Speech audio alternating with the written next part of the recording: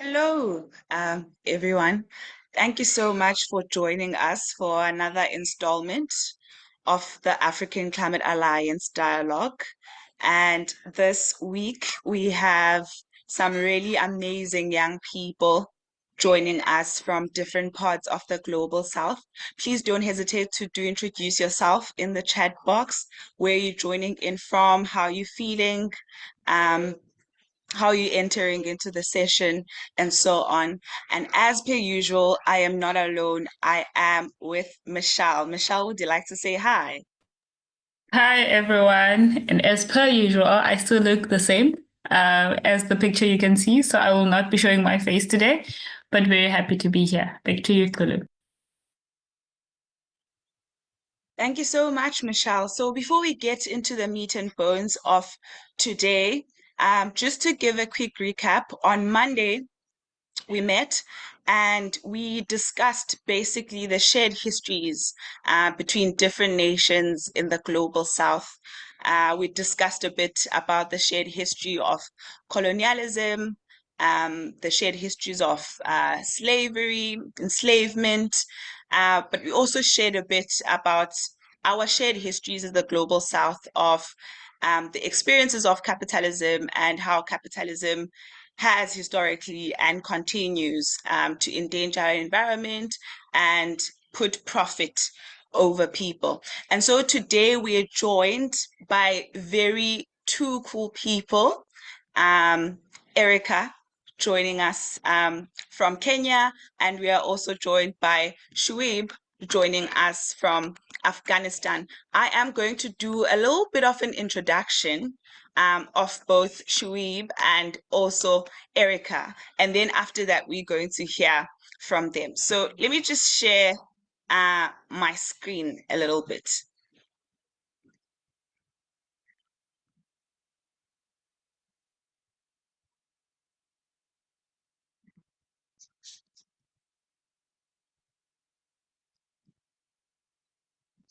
I am hoping now that everyone has a view of my screen. And this month we are discussing accountability in action, and we will be exploring the responsibility of the global north in the climate crisis. And we are joined by our first panelist, Saeed Shuib Sadat, joining us from Afghanistan, who is a dedicated environmental advocate working to amplify the voices of communities impacted by climate change. As a project lead at an NGO, he focuses on raising environmental awareness, conducting research, and driving advocacy efforts to address the urgent climate challenges facing Afghanistan. He also leads the Climate and Environment Coordination Platform, a volunteer network dedicated to environmental advocacy across the country. Recently, he has conducted a series of nationwide consultation events with diverse community members, including young people, women, children, and environmental activists. And this was to gather their concerns and recommendations on climate change. These insights are being shaped into a powerful advocacy message for COP29 coming up soon. With a passion for creating positive environmental change, Shuib is committed to ensuring that Afghanistan's climate challenges are recognized and addressed in the international climate discussions. Thank you so much for joining us, Shuib. I don't know if you want to just wave, unmute, and say hi to everyone. Yeah, thank you very much, hello. Hello, everyone. This is Shrive, and thank you very much for this introduction. You said everything. Thank you. It's nice to be here. Thank you so much, Shuib. And then up next, we are joined by Erica Njuguna, who is a Nairobi-based youth climate justice organizer. She is the global coordinator of ANGRY, which stands for Alliance of Non-Governmental Radical Youth. She works alongside young people in Africa to fight for fossil-free and debt-free Africa. She sits on the steering committee of the Fossil Fuel Non-Proliferation Treaty Initiative and the African Movement Building Space. Would you like to maybe unmute, wave to the people, and say hi, Erica? Hello everyone, nice to meet you all. I can see that there's so many Kenyans in the chat. Really great to have all of you, great audience, and looking forward to chatting more with Saeed. Thank you so much, Erica. And let's get right into it. Shuib, would you like to maybe let us in on your work? Why do you do the work that you do? How did you get into the work that you do? Oh, thank you, Cholo. Thank you very much. Yeah, sure. I've been involved in environmental activities since last 10 or 11 years. When I joined the university, as I started as a student of agriculture faculty, and I realized how little people know about these environment and challenges in our country. Lack of information and what we are facing currently because of the climate crisis made it very interesting for me to be an agent of change and also be someone to advocate for this current situation, do some awareness among the people of the community to tell them what is happening, what is environment, what's climate change, how it's impacting us, and all of this information. So this was my first step. I started by volunteering when I was a student, and I have one goal in my head, which I want to continue. There are a lot of technical fields and everything in related to climate change and environment, but my goal is to be someone to aware people and give them the awareness that what is climate change and how it's impacting Afghanistan. Because lack of information, low level of knowledge among the community and illiteracy between Afghans, this is very important that they should know. First, they should know they have to bring a behavioral change to prevent this for further expanding. So that was how I started, and it's been like maybe 10, 11 years that I'm continuing, and I hope to continue and be someone to bring a change. Thank you. Thank you so much, Shuib. And Erica, let's come to you. How did you start on this journey of climate activism, and why do you do the work that you do? Okay, awesome. Thank you for the great question. So I started climate justice organizing when I was in high school, probably in my second year of high school. And that's when a lot of ACA folks were also maybe joining the movement. I've met a couple of people like, I don't know, Sibusiso and other people who have been in the climate movement and were also joining at the same time. We were all in high school. And since then, I must say that I've had a privilege of working in the international climate justice movement as opposed to Kenya. Um, and the spaces that I have actively engaged in have been really radical. And so my starting point in not only being able to join the climate movement, but also connecting it with decolonization, anti-imperialism, connecting it with, standing in solidarity with the people of Palestine has really, it has always centered all of these arguments. It hasn't been anything separate. And I'm glad for that, that my environmental justice work is not like tree planting, is not only, we look at it from an intersectional point of view and connect it with all of these other struggles, which I must say could be a privilege, because in many grassroots spaces that I have been engaging in, maybe we don't always do a great job at making all of these connections. And so from the onset, my background has really always been grounded in decoloniality, anti-capitalism, and yeah, but I struggle to organize locally or maybe regionally here in Africa sometimes because I'm also a trans person. And it's very hard to organize with people in a situation where they don't recognize your humanity as a trans person. And so I must say that there are very few trans pro-LGBTQ environmental justice organizations on the continent.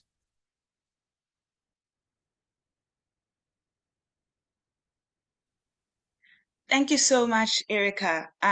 Both of you are doing such amazing work. And what you're saying also about bridging the work that we do in the continent, and also just having this conversation about the Global South, and elevating Global South voices on these platforms, right? And that is why it was also important that we have this kind of conversation. And I'm really glad that we have people who are already well versed on the movement, on issues of decoloniality, and on issues of capitalism and how, in particular, it has affected the Global South, and it has also affected us in terms of climate change. And often as the African Climate Alliance, because we are the African Climate Alliance, our context, we always, discussing solidarity within the continent and all of that. And so it's been important that we bring in this type of conversation now, where we're bridging between the continent and the rest of the Global South, and seeing how we can action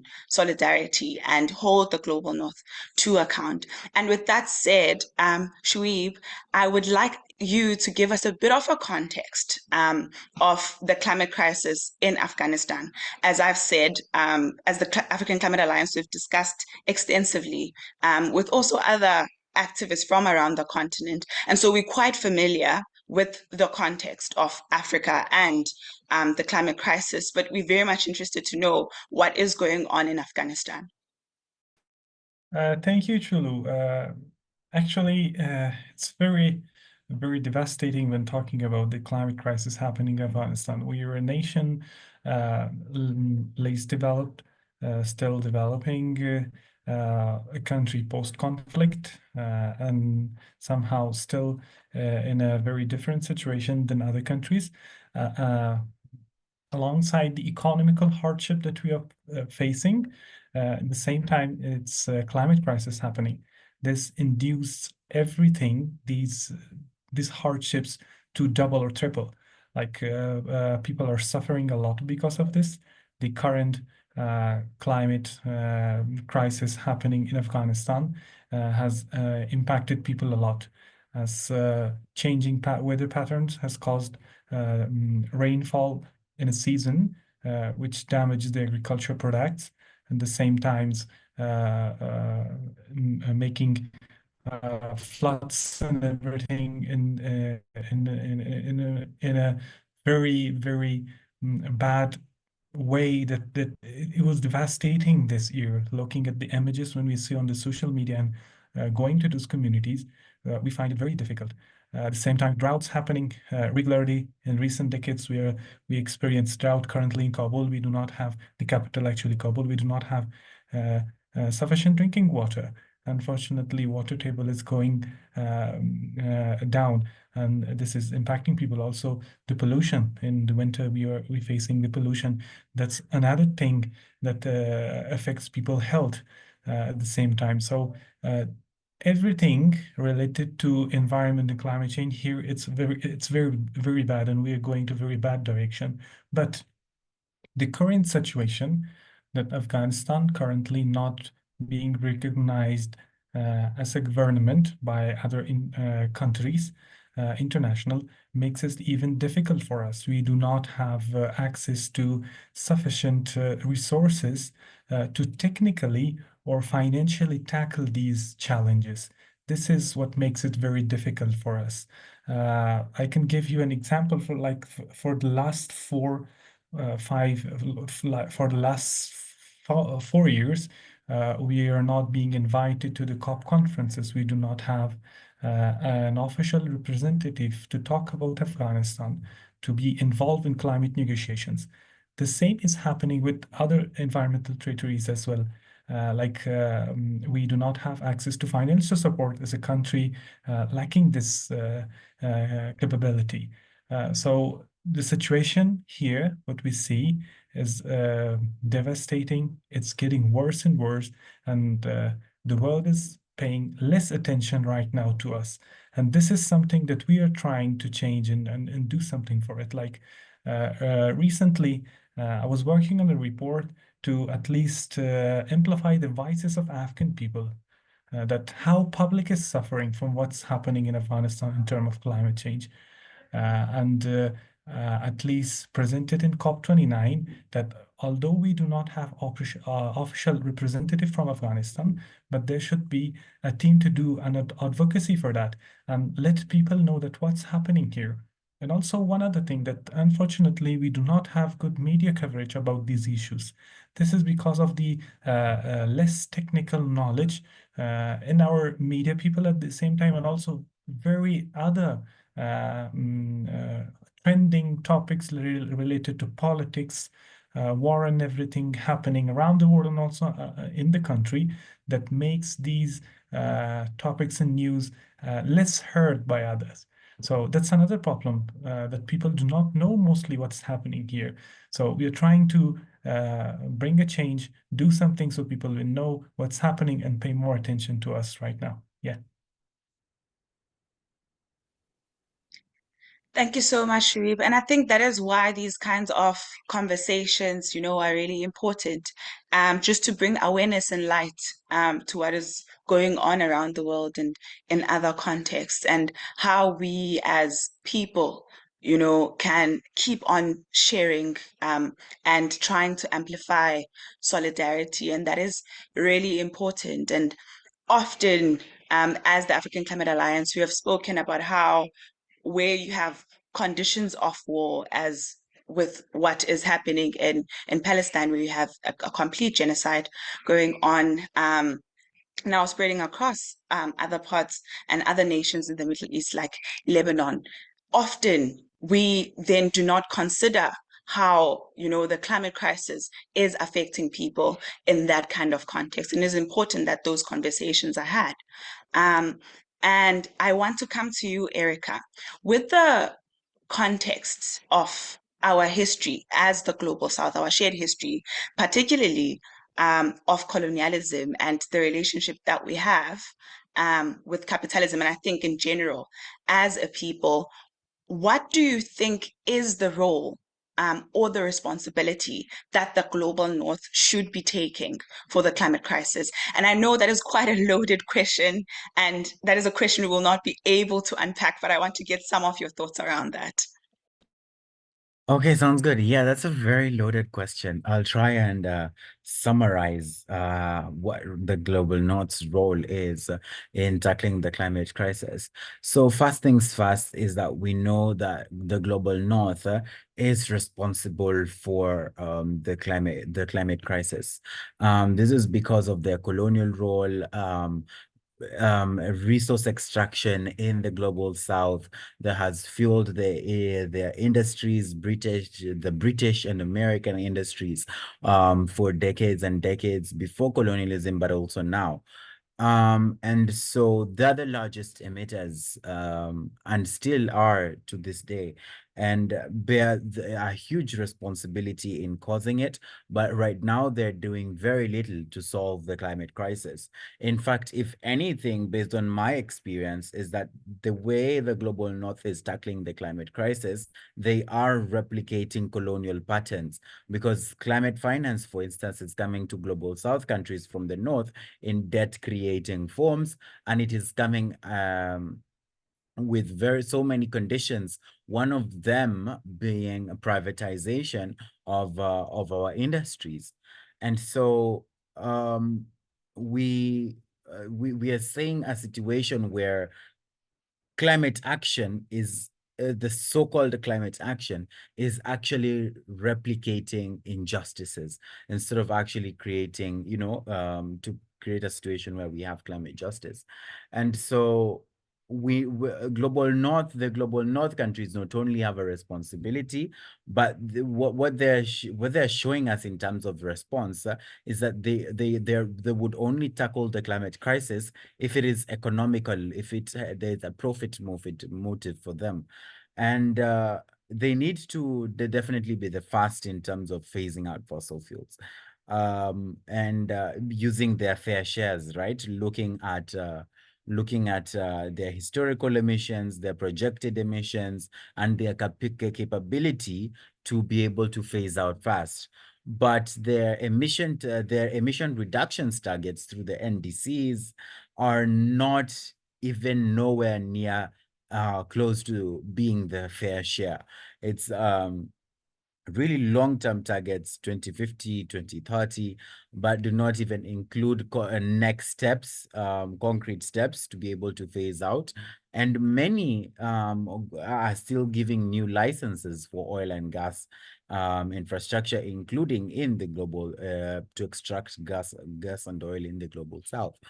And they're still continuing to balloon their own emissions.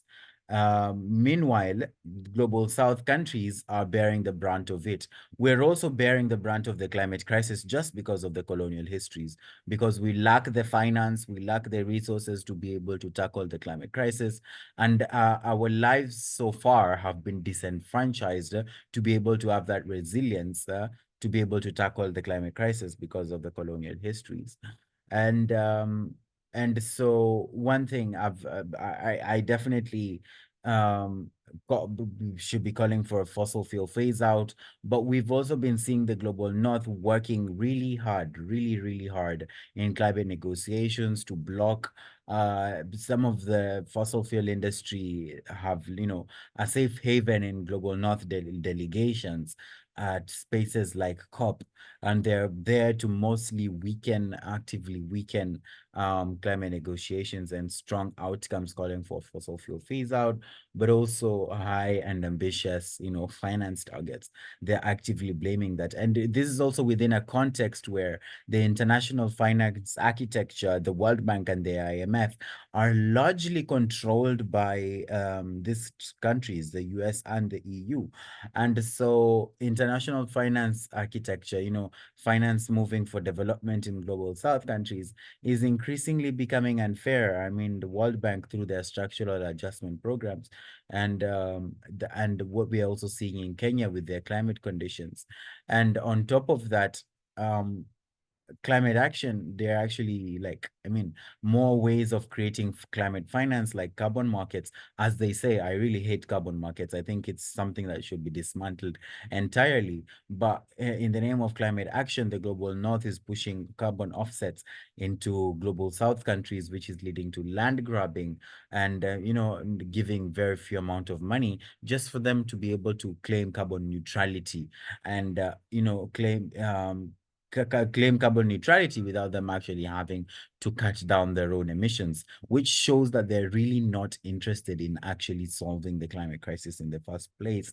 If their biggest solutions at the forefront are false solutions like carbon markets, CCS, which has no record to show. In fact, CCS does not remove emissions at scale and is mostly used to pump out more oil. But this is what they are really banking on, techno fixes to the climate crisis. Recently, the EU and the US have released reports on geoengineering, which is a way to manipulate Earth systems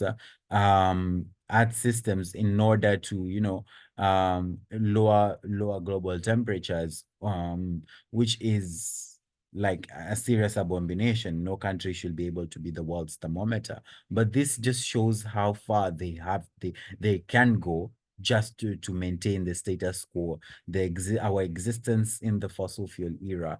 And so we really need a revolution at this point, because international climate negotiation spaces are really being weakened by the presence of the fossil fuel industry, but also the lack of global north's interest in actually solving the climate crisis. And yeah.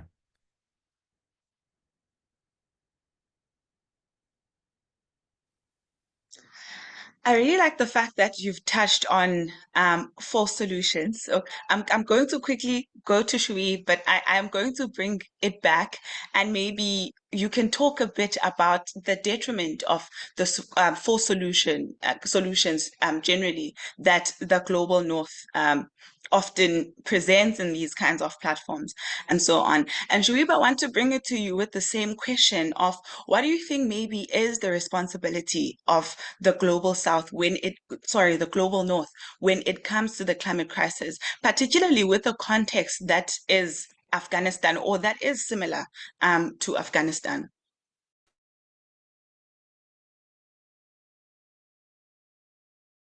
Sorry. Yeah. Like uh, the global north has been a key contributor to the climate crisis. We all know, due to the centuries of industrialization, fueled fossil energy sources that they use, and intense resources extraction that they do. This legacy has led to a massive greenhouse emission that we are facing right now. And we see by consuming large quantities of global resources and producing emissions, the global north historically prioritized the economic growth over ecological impacts, leaving nations like Afghanistan and many other global south to bear the impact of these consequences and what we currently see. While countries like Global North have the resources to adapt and mitigate climate impacts, many other Global South lack this capacity. For instance, Afghanistan, which we contribute less than 0.06% to the global emission, we have experienced harsh climate-induced droughts, floods, and food insecurities in recent decades, compounded by limited resources to cope with these impacts, technically and financially.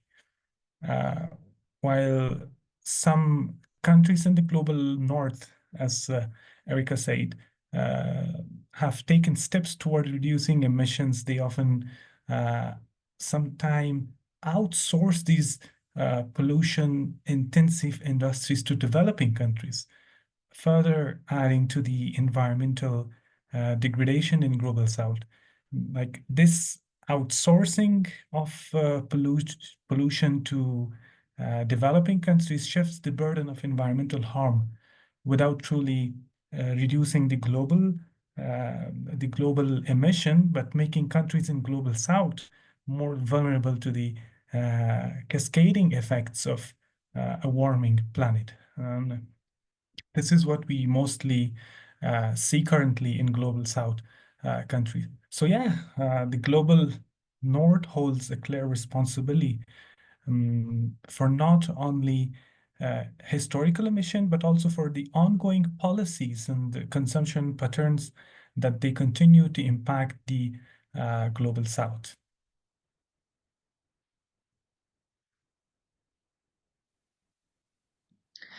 Thank you so much, Sharib. I just do want to mention to everyone that if you do have a question, please don't hesitate to drop it in the chat, or if you have a comment, please drop it in the chat. We will open up a space to ask some questions. And I also do want to say, Michelle, if you do have any question, don't hesitate to raise your hand and you can pose the question to our panelists. And with that being said, I will come back to Erica and we can dive a bit deeper. And perhaps not even that deep because we might not have the time to go as deep, and this would require a whole workshop on its own.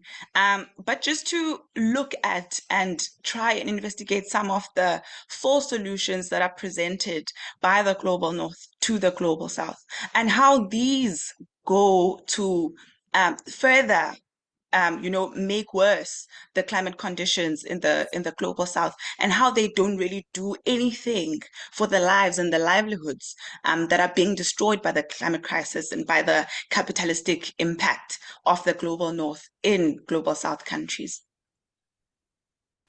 Yes, there are multiple false solutions that really their goal is to extend the lifeline of the fossil fuel industry. One such false solution is the huge focus on phasing out emissions rather than actually phasing out actual fossil fuel production, transportation, and fossil fuel use.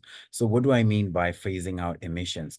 Under that, there are so many false solutions that come out under that come out of that excuse of phasing out fossil emissions, and that could include like CCS, carbon capture and storage, which is technology that is extracts carbon either from point source, like from the plant itself, or from the air directly, and and store them back into the world's geological systems. Let's be clear. There is no evidence so far that shows that this technology, CCS, can remove emissions at scale. And if anything, its only applicable economical use has only been to push out more oil. And it's an extremely expensive source, and especially direct air capture with carbon capture and storage uses a lot of water, and it just damages sinks water aquifers in so many locations.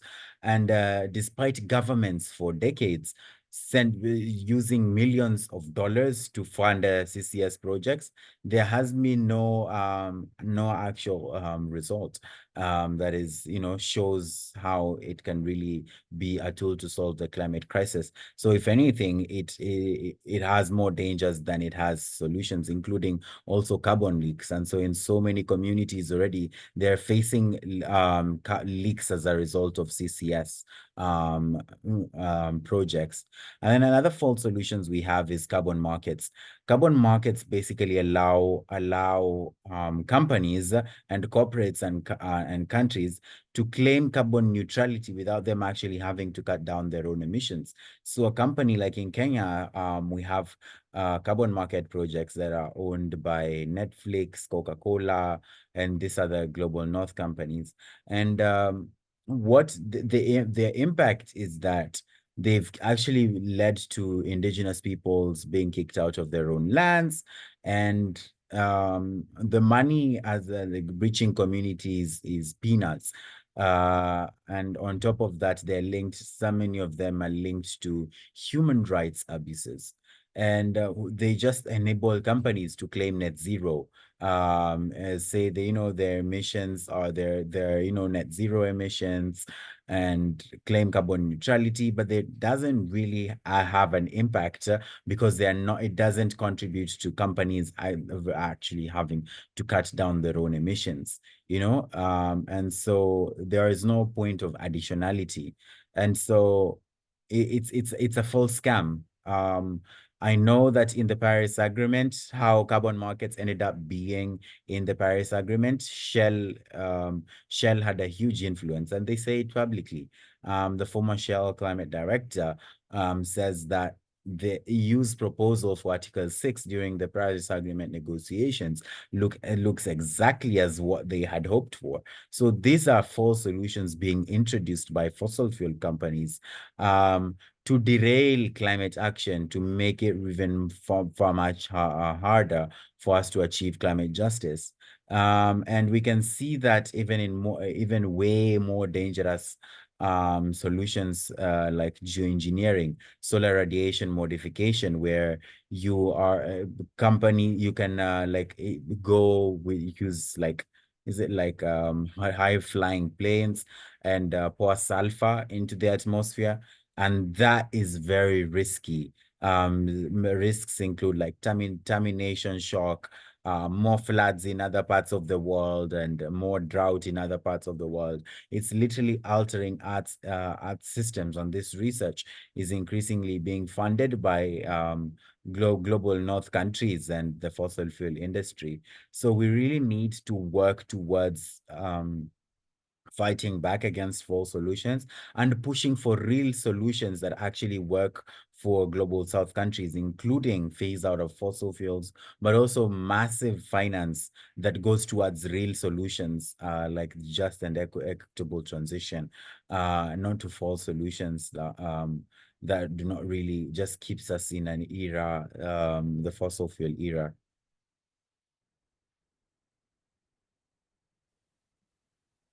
Thank you so much for that, Erica. And I know that often in these circles where these kinds of things, are being discussed, whether it be in rooms like COP or other sorts of conferences where world leaders get together, all these nice sounding buzzwords are used like net zero, and people don't even actually know, and they themselves have not even figured out what net zero looks like, and all these other solutions that are being presented. And I want to come to you, Shoaib, and how what is the responsibility, or the obligation rather, that the Global North has in opening up spaces and platforms for the Global South? And I would like you, if you're able, to draw it back to some of the work that you're doing towards COP29 and trying to open up that platform for youth in Afghanistan, because we've had conversations even that is COP one of the, viable platforms for youth in the Global South. But I want us, before we get to that point where we're like, is this a viable platform for us? I want us to first recognize the fact that there's even some who don't have access to that platform. What does that look like, and how do we address that? Yeah, actually, we are one of those who do not have access, unfortunately, like right now to such platforms, at least. We see this COP platform as a place that Afghanistan feels itself as a part of climate negotiation, as a country being involved in decision making, and this is this responsibility of Global North to at least make this space for us and make it possible. But currently, in the last 3 years and the fourth year coming, because of the political situation in Afghanistan, we are not able to have an official representative in these conferences to talk on behalf of Afghanistan, present the indices and apply for the fundings and have the financial resources or technical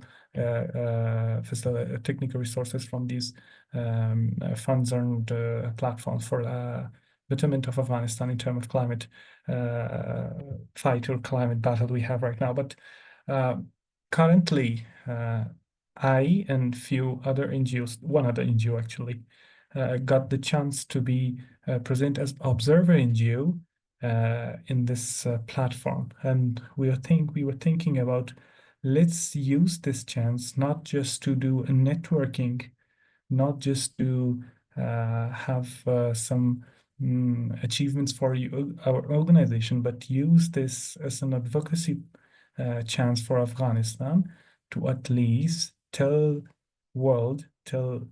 those who would listen, at least some people, some organizations present there, that what is happening in the country, how much we are affected, and what do we need.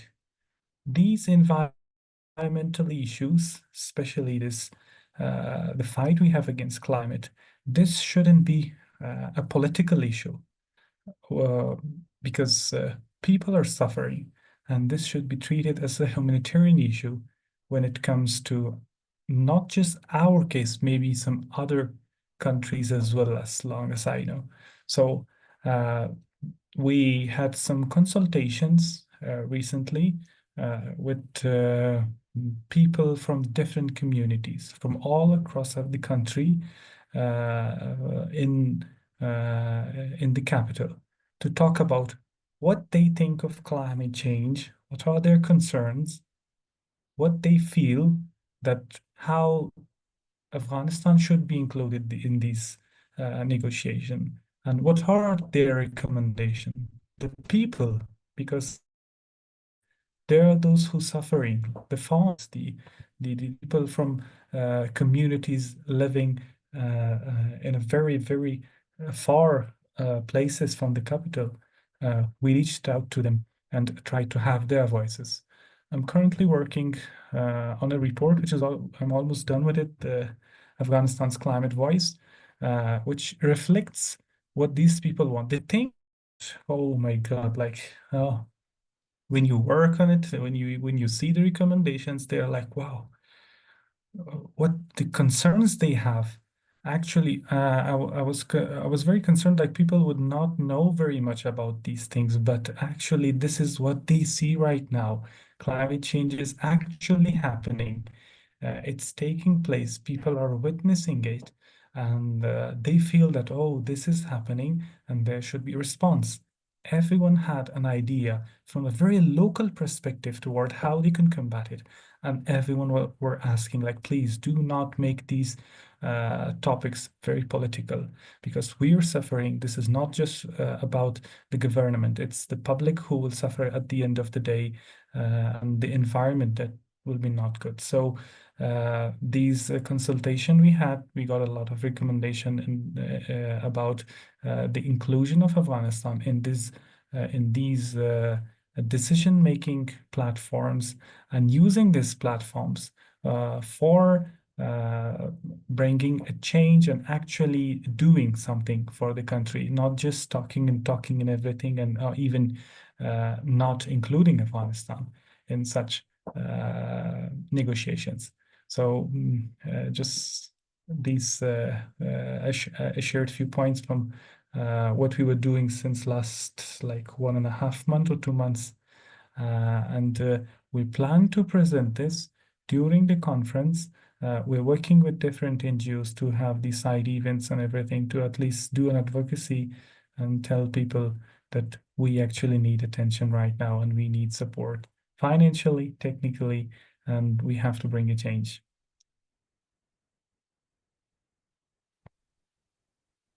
I think that really also ties in really nice with what Erica mentioned earlier about the global north having the obligation, because they are the biggest contributors historically and currently to climate change. And so they do have the obligation to financially support global south countries in dealing with the climate crisis without indebting them even further. And I want to pose this question to the both of you, but perhaps I'll start with Erica and then come back to you again, Shuib, in terms of, is though COP a viable platform for global South solidarity, or for building global South solidarity? Thank you so much. Great question. I've been at this Azerbaijan, the COP in Azerbaijan will probably be my fourth COP. I started going to COPs after I finished high school, and it's a valid question. Is COP an important place for global South solidarity, or is it? And many also ask, is COP a place? Should we just abolish COP? Is it actually working? And there are multiple reasons why COP isn't a space. I mean, we have had 28 COPs right now so far, but we're still in the climate crisis, right? In fact, if anything, it's getting even worse and worse. Emissions are having, the fossil fuel industry has no signs of stopping, And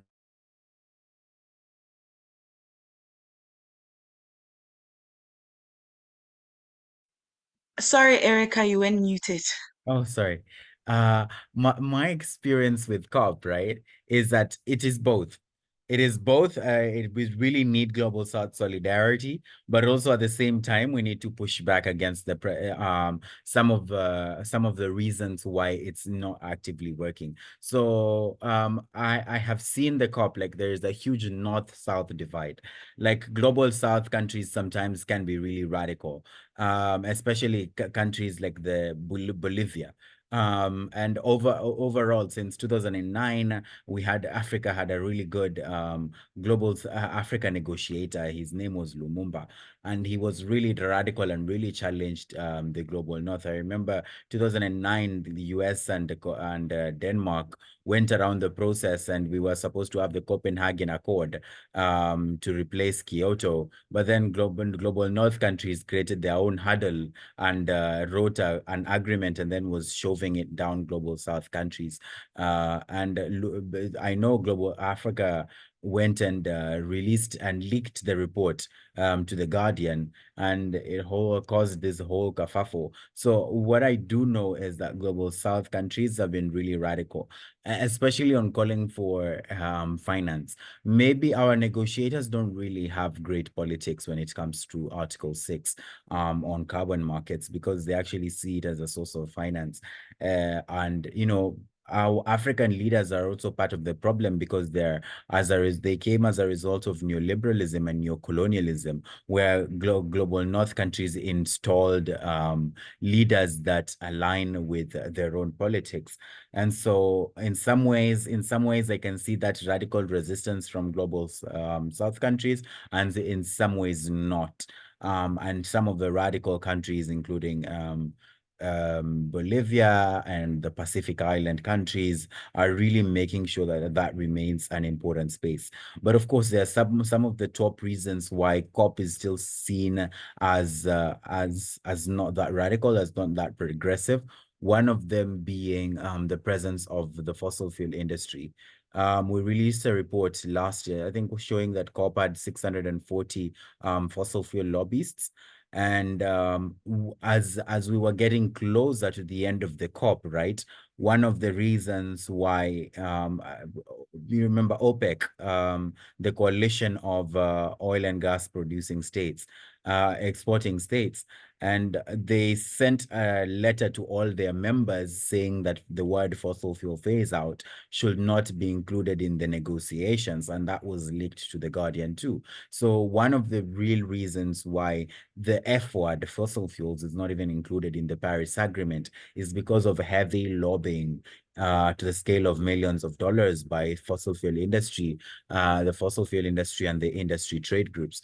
Another thing that also makes this spaces hard is no climate action coming out of it, is a huge reliance on false solutions like carbon markets.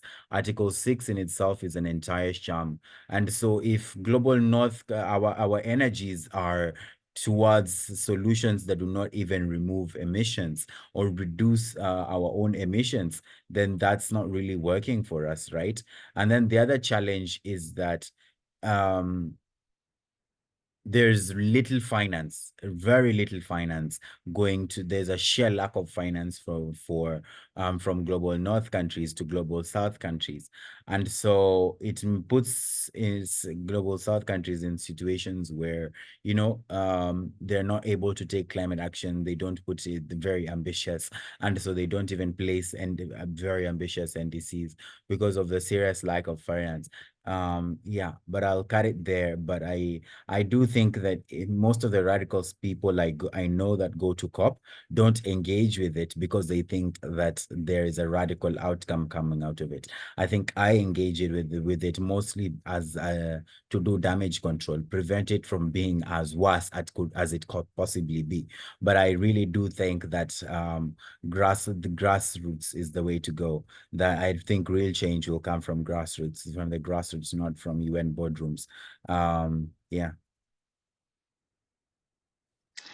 And I'll come to you, Shuib, with the same question, and perhaps an additional coming from what Erica just said, just shared, in terms of, do you think that, in addition to whether COP is, a platform for global South solidarity, perhaps to some of the problems and issues that Erica has mentioned, that we are able to try and somewhat try and save some of the good that can still be achieved with a platform like COP, particularly for the Global South and for our agenda, when it comes to, holding the Global North to account, accessing financing to deal with the climate crisis, and so on. Yeah, thank you. As Erica mentioned, we also look at this COP currently at the same way, but this will be actually my first experience and to see it up close and see how it will result for us this time. In the past, when we had official representatives, we were actually doing good. We were getting some finance, not a lot of, not that much big, but still good for a country starting starting from new. And we were doing good, but in the last 3 years, there's no mention from Afghanistan.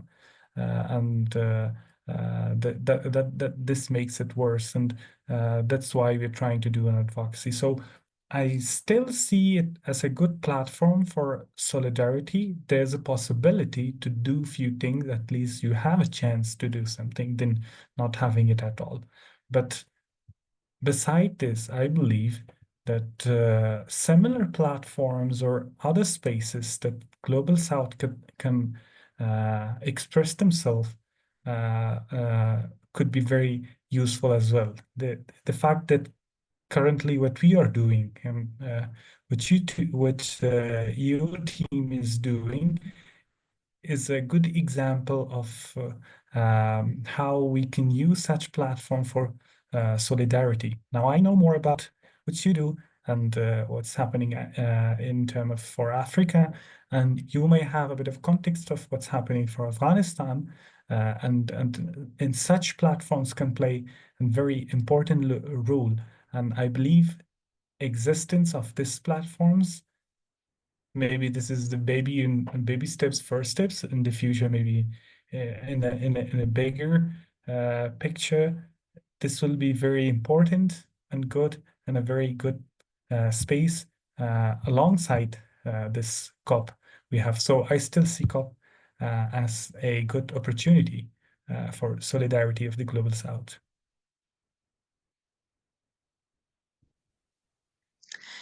Thank you so much, Sharif. And I'm hoping that really crossing, fingers that you and Erica are able to link up at COP and action some of that solidarity, and even post, and at least you have someone who has been to a couple of COPs and can help you navigate your first COP.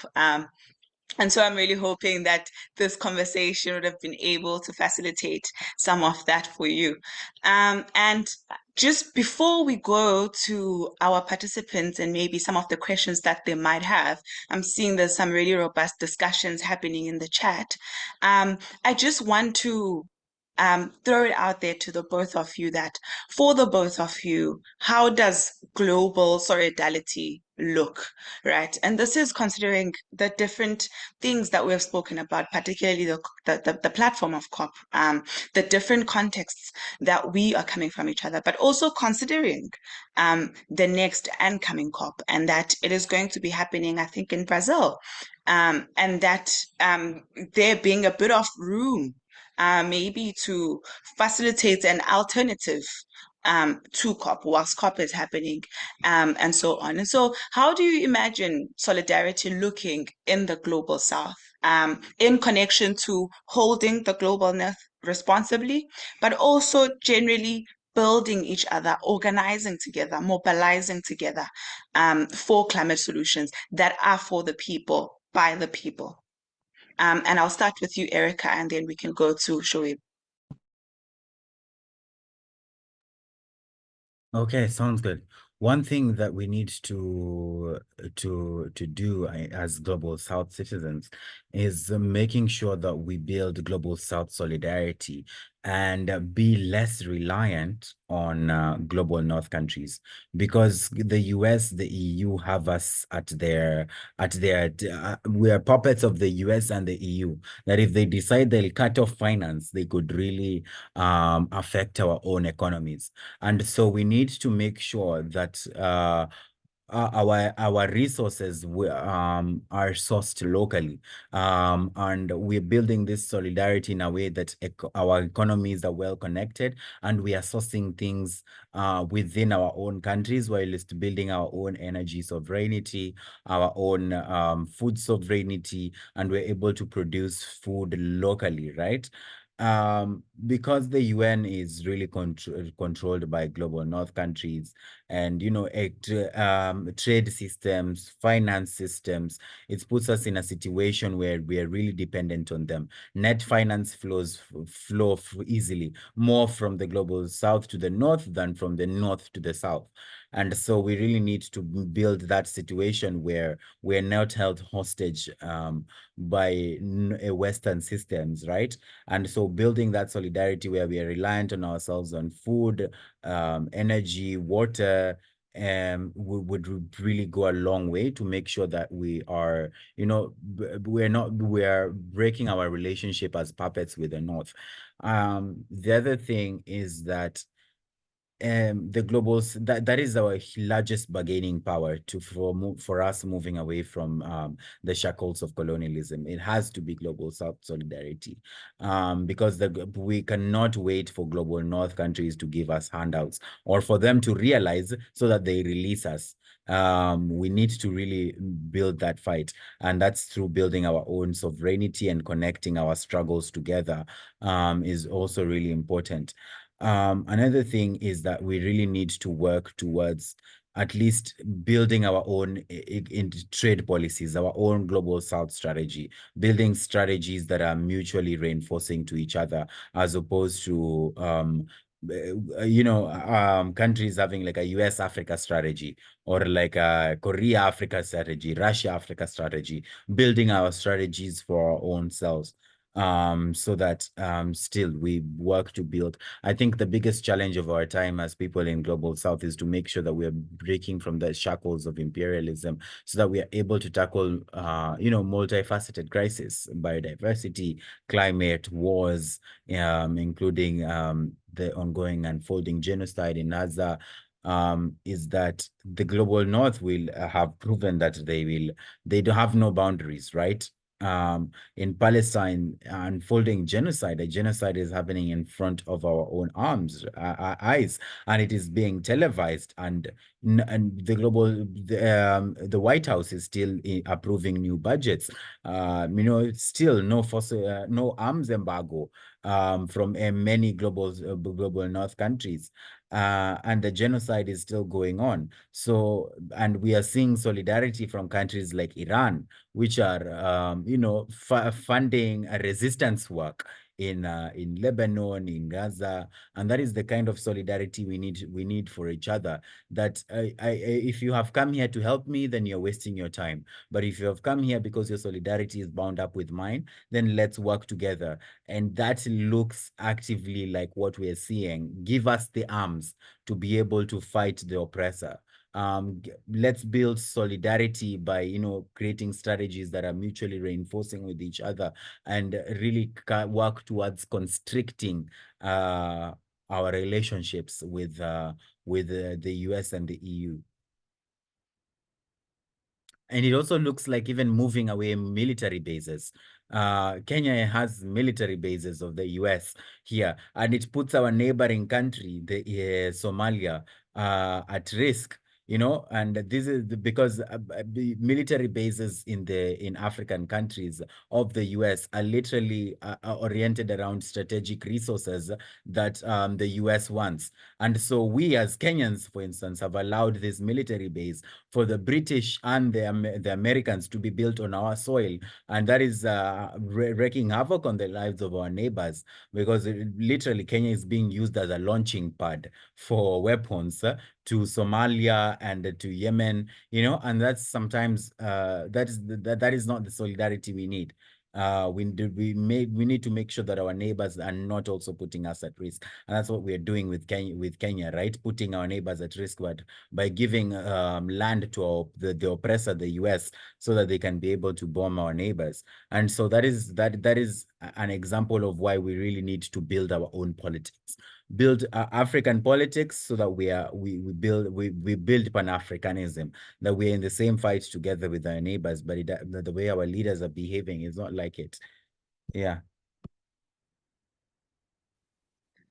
Thank you so much, Erica. I mean, this is some of the conversation that we're having on Monday at the Back to Basics workshop, when we're trying to contextualize the kind of conversation that we're going to be having today, the kind of political stronghold that still exists between the Global South and its former colonial powers, and the ways that colonialism has sort of renewed itself over and over into some sort of political hold over Global South countries, and also an economic hold over Global South countries, because the development of the world happening on the backs of Global South countries, and they gaining nothing from that other than inheriting a climate crisis, but also at the same time, trying to move and build that solidarity because of our shared histories. And I like the fact what you said, and it reminded me very deeply of Archbishop Desmond Tutu, who probably would have had very different views from yours because he was quite the pacifist. But my humanity is tied up to your humanity, and that is why we should be building solidarity.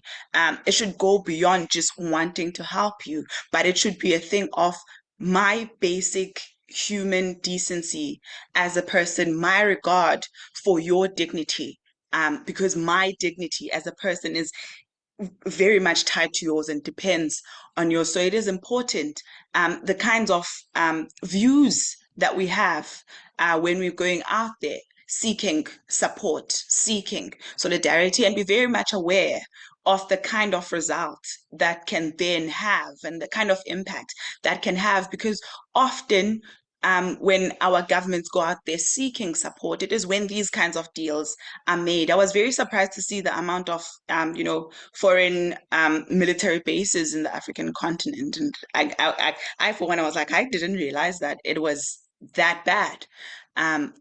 So it speaks to us being aware, but also us building solidarity with people who have the common goal and who can identify our common interests beyond the benefits, but just identifying common interests that are based on our dignity and our humanity as a people. And then that can be fueled by our shared histories, and so on and so forth, and maybe at some point shared interests, if those interests are noble. And I will come to you, Shuib. How do you imagine global South solidarity looking like with the context that we have discussed, with the context of where you are currently based and your own experiences? Yeah, like we can foster solidarity with other global South countries by engaging in regional coalitions, maybe sharing climate adaptation techniques and creating unified campaigns for accountability. These are the areas, like in my opinions, that we can do the things we can do. Like we can team up with countries facing similar climate challenges to advocate for dedicated funds at maybe COP conferences. Presenting a united front can add weight to call for climate finance targeted specifically at resilience building projects in vulnerable communities. Or maybe we could engage in programs with other global South countries for knowledge sharing on climate adaptation, such as sustainable agriculture practices, uh, working together on sustainable farming or water management techniques can foster resilience and create a network of practical solutions tailored to the specific needs and shared climate challenges that we have. Or maybe we can join regional networks that amplify global South voices, sharing experience and advocating for challenges that benefit most vulnerable population.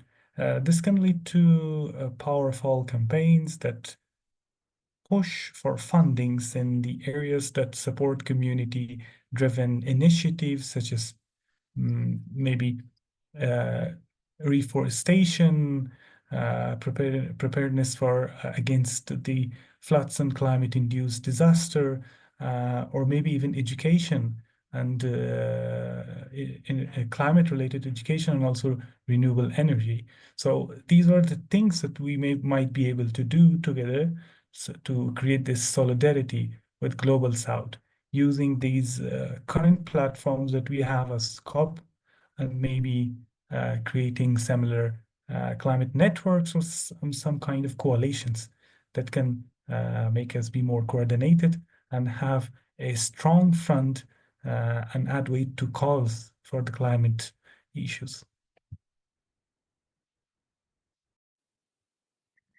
Thank you so much, Shoaib and Erica. And I am liking, the wave of thought that we're in, because I'm hearing that we need to organize our solidarity so much so that it is action-centered, it is practical, but also at the same time, it is based on our shared humanity as people. And it is also based on our shared histories and our shared interest of wanting to undo, the capitalistic damage that's already been done to our planet and also particularly to our region as global South countries. And I have really thoroughly enjoyed that. And I'm going to turn to the participants that are joining us on the chat. And just maybe before we go to the chat, if there are any questions for our panelists, or if there are any comments, please feel free to raise your hand, and then you can go ahead and unmute and you can pose your question. And then Michelle, once maybe that is done, we can then go to the chat and see some of the questions or commentary that has been happening on the chat.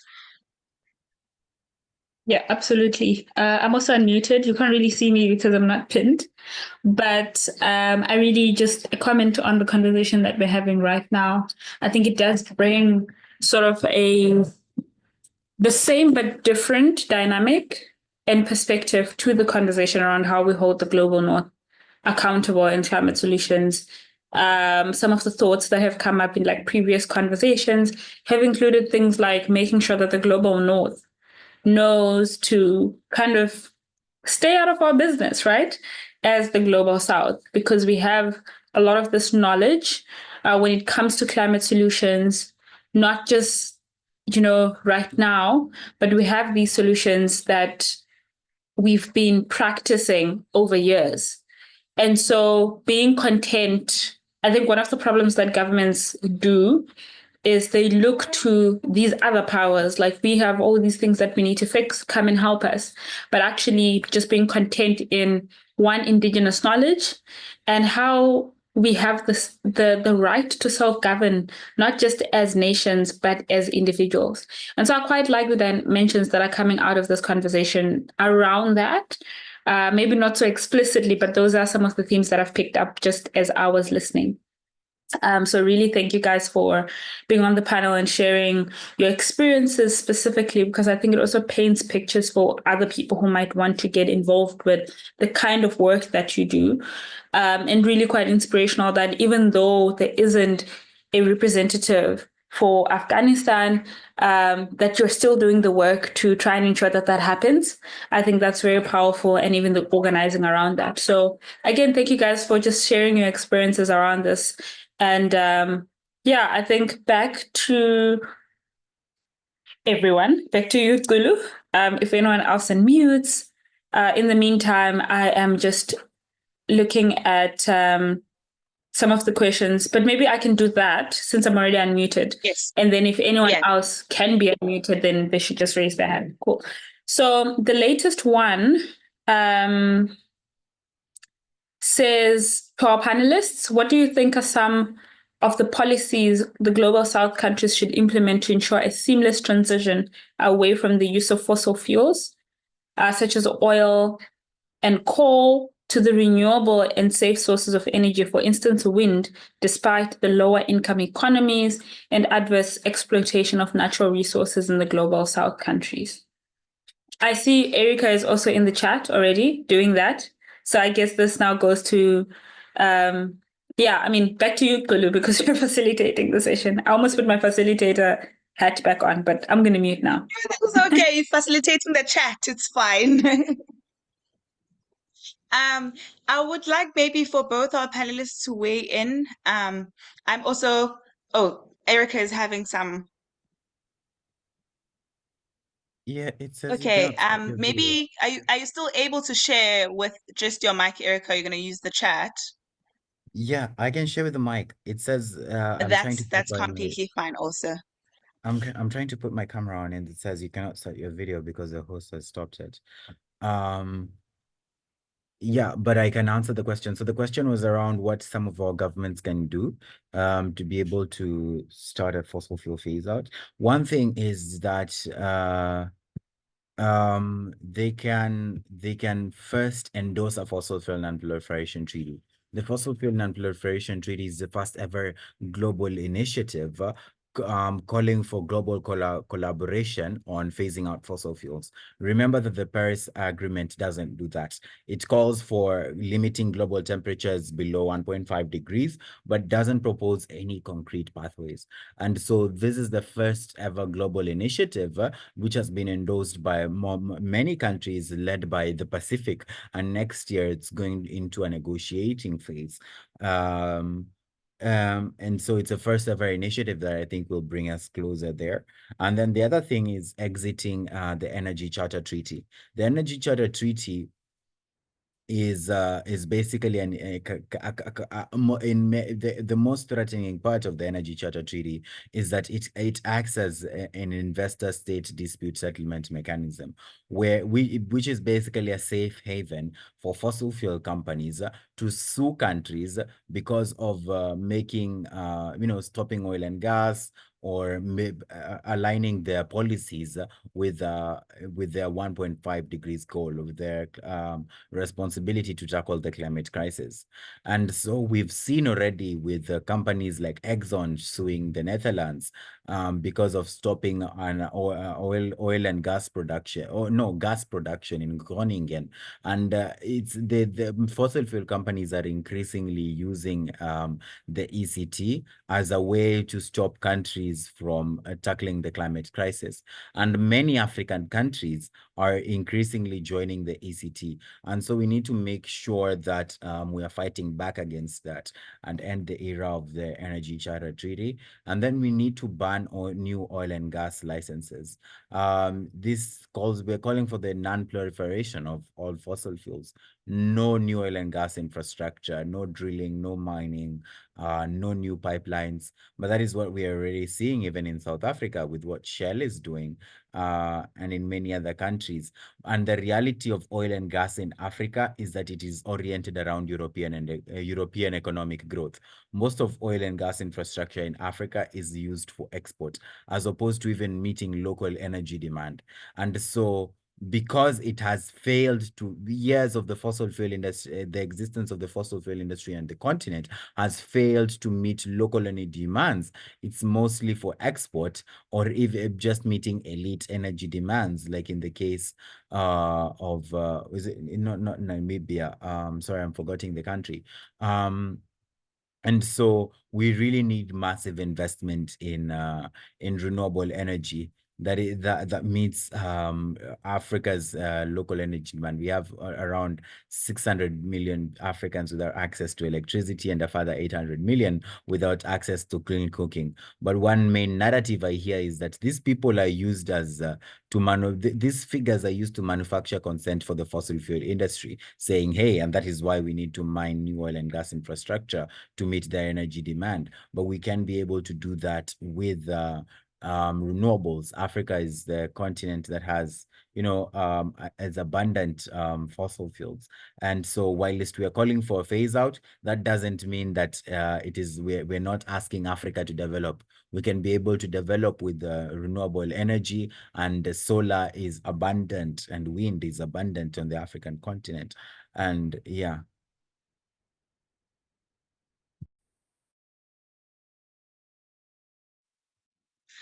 Michelle, you can continue rummaging through the chat. Of course, I think, thank you for that. I think another question that I had seen was around some of the solutions, because we just spoke about some of the false solutions that might be there. But what are some solutions that people should actually hold on to? I think that's one part of a question. The second is there a way that the Global South can develop its own sustainable financing solution to support climate action independently? And I will give sort of like those two questions to you, Shob.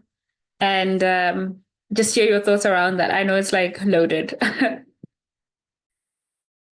Yeah, thank you. But the question about can we have something, the last question you mentioned, a fund or something like that for the Global South. It seems a bit difficult because we should actually hold the Global North accounted for what they were doing and bringing this on us, and they should be accountable.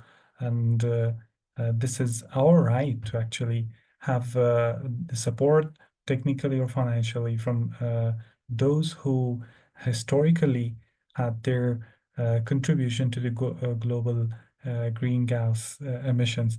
And on the other hand, most of the countries, we are developing countries, and having such shared financing opportunity for us will be very difficult. So maybe something in the future, there might be possibility, but currently, in my opinion, as I see, this will be something very difficult to do. And we need to be more like a team to make it possible to have our right and hold them an account for what they have done till now, and make use of it and make bring a change for ourselves. And the other part, sorry.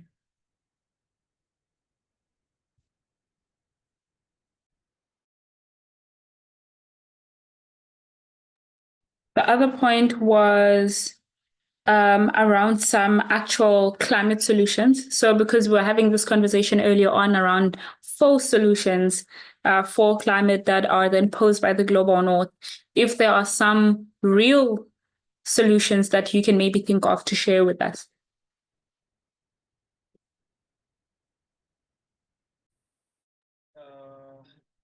Actually, Erica just mentioned important points on this. So I don't have actually something right now on this to share. So yeah.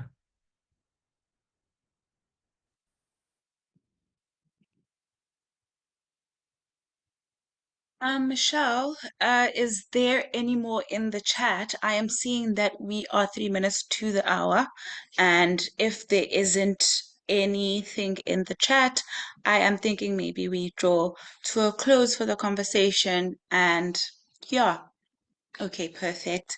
Shuib, I see your hand.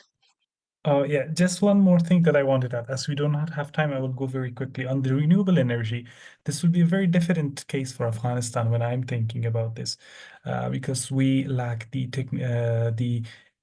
needs a big investment, and we're a country struggling with financial uh, possibilities, and this is very difficult for us. Although we have 300 sunny days and a good potential for solar energy, but unfortunately, it's very expensive.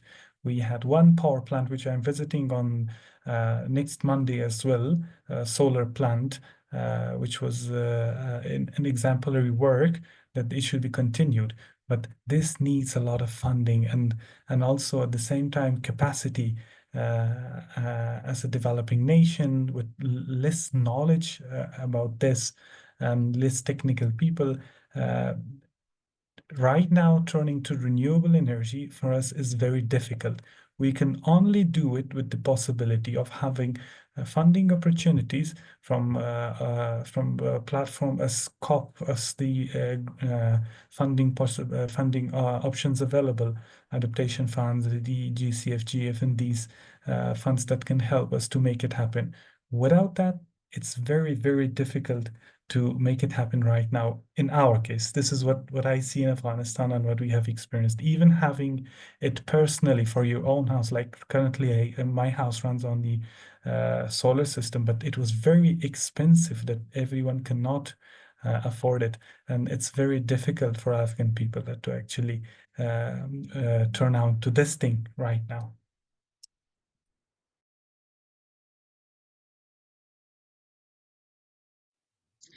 Thank you so much, Sharib. And I also want to extend a word of thank you to both yourself and also Erica for joining us for this conversation. It was very fruitful, it was very engaging, and it was also quite very informative.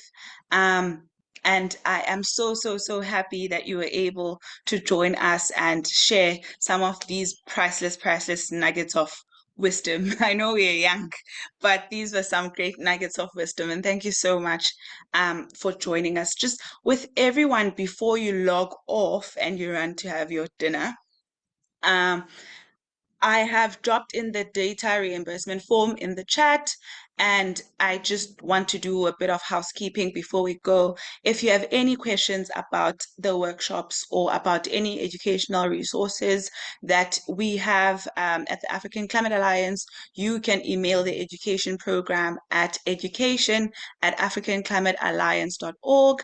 If you have any general inquiries, you can send an email to the African Alliance team email, which is at team at africanclimatealliance.org.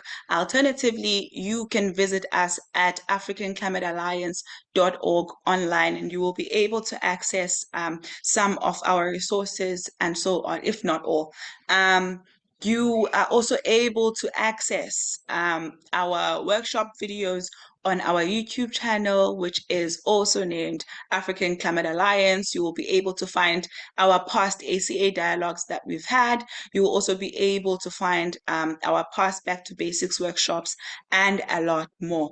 And then in terms of the data reimbursement, I have dropped the link in the chat, and you should be able to access it. If you are planning on requesting data from ACA, please do understand that this is a very scarce resource. So if you did claim for the Back to Basics workshop, please provide an opportunity for those who did not claim for the Back to Basics to claim for this ACA dialogue, because we provide data on a rotational basis. So if you have received for the Back to Basics, unfortunately, you will not be able to receive for the dialogue. And once again, the link is in the chat. Please fill in the form within 2 days of having attended the session. So that means fill in the form by Friday, because today is Wednesday.